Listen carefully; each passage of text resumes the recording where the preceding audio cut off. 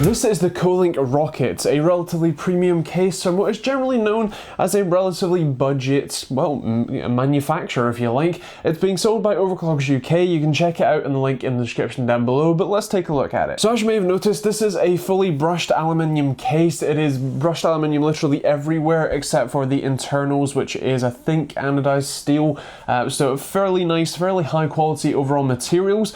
The biggest thing that I've got to mention with this is that all of these panels are incredibly sharp edged.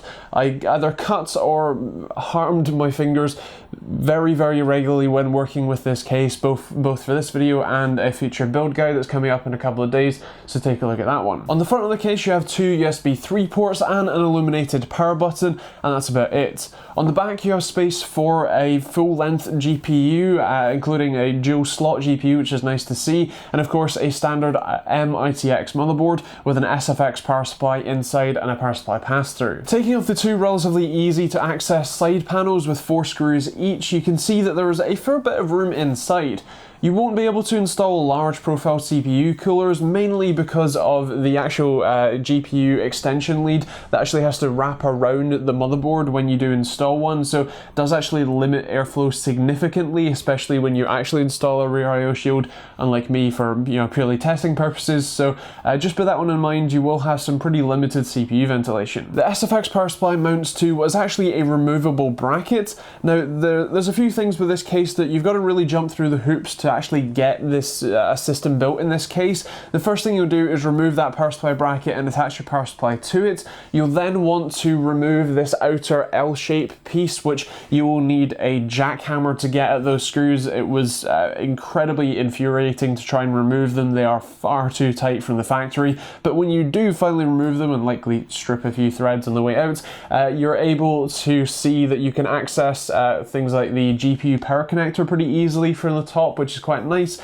And obviously you'll want to remove even the bottom panel as well if you want to more easily access your dual hard drive sled, a dual 2.5-inch hard drive sled, which is a single thumb screw away from being able to be slid out the back. You can do all of this without removing the top and the bottom panels, but I highly recommend you do, as it allows for a lot easier access. The core fundamentals of building the case isn't too bad, but as I said, you do have to jump through a lot of hoops. As I said, you'll likely want to remove the power supply from its cage first, as you physically can't have an installed power supply and reinstall this L-shaped bend. It's just not possible. There are too many screws in the way. You'll also want to make sure that your GPU isn't installed before you put this back on, but that your GPU power connector is installed on your graphics card before you put the graphics card in. Just hope that the cable is long enough, because even though you have a nice easy to access space at the top where you can plug in your GPU power connector, with the GPU installed you physically couldn't access any of the screws on the back that you'd need to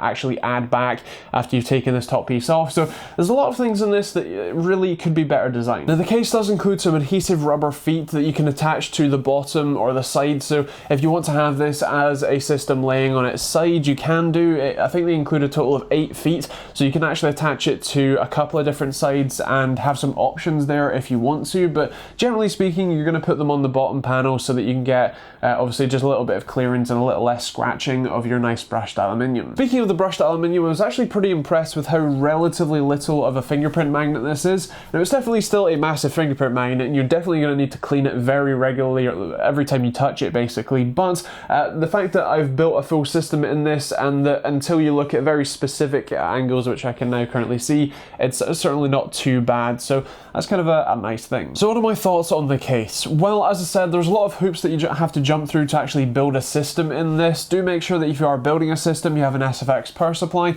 and that your graphics card isn't any wider than 2 slots, as the actual side panel will sit on top of the graphics card and will stop your fans, for example. So make sure that your graphics card is very thin.